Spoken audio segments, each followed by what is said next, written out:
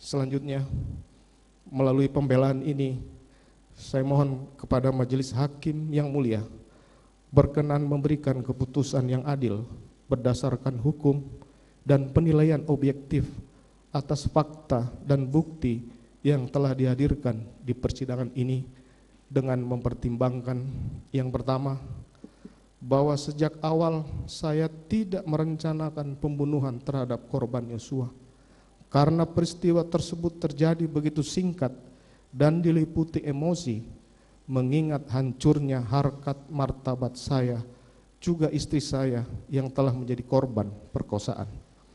Kedua, dalam pemeriksaan saya telah berupaya menyajikan semua fakta yang saya ketahui, termasuk mendorong saksi atau terdakwa lain sebagaimana dalam keterangan Kuat Ma'ruf untuk mengungkap skenario tidak benar pada pemeriksaan di tingkat penyidikan. Ketiga, saya telah mengakui cerita tidak benar mengenai tembak-menembak di rumah Duren 3. Keempat, saya telah menyesali perbuatan saya, meminta maaf dan siap bertanggung jawab sesuai perbuatan dan kesalahan saya.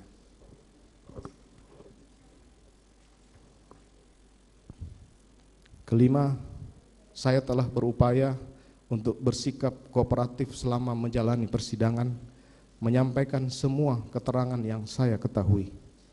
Keenam, saya telah mendapatkan hukuman dari masyarakat atau social punishment yang begitu berat, tidak saja terhadap diri saya, namun juga terhadap istri, keluarga, bahkan anak-anak kami.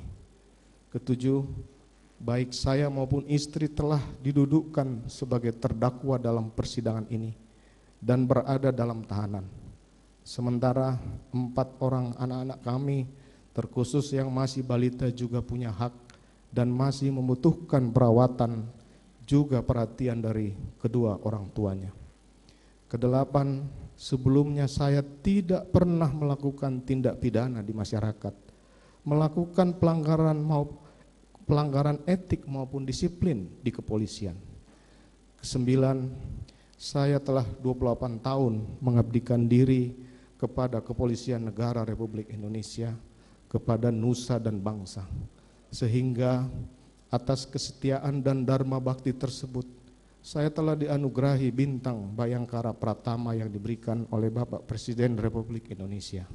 Saya juga telah mendapatkan penghargaan tertinggi dari Polri berupa 6 Pin Emas Kapolri atas pengungkapan berbagai kasus penting di kepolisian, antara lain pengungkapan kasus narkoba jaringan internasional dengan penyitaan barang bukti 4 ton 212 kg sabu, pengungkapan kasus Joko Chandra, pengungkapan kasus tindak pidana perdagangan orang yang menyelamatkan pekerja migran Indonesia di luar negeri, dan banyak pengungkapan kasus besar lainnya. Kesepuluh, atas perkara ini saya telah dijatuhi hukuman administratif dari Polri berupa pemberhentian tidak dengan hormat sebagai anggota Polri. Akibatnya saya telah kehilangan pekerjaan dan tidak lagi mendapatkan hak-hak apapun termasuk uang pensiun, sehingga saya telah kehilangan sumber penghidupan bagi saya dan keluarga.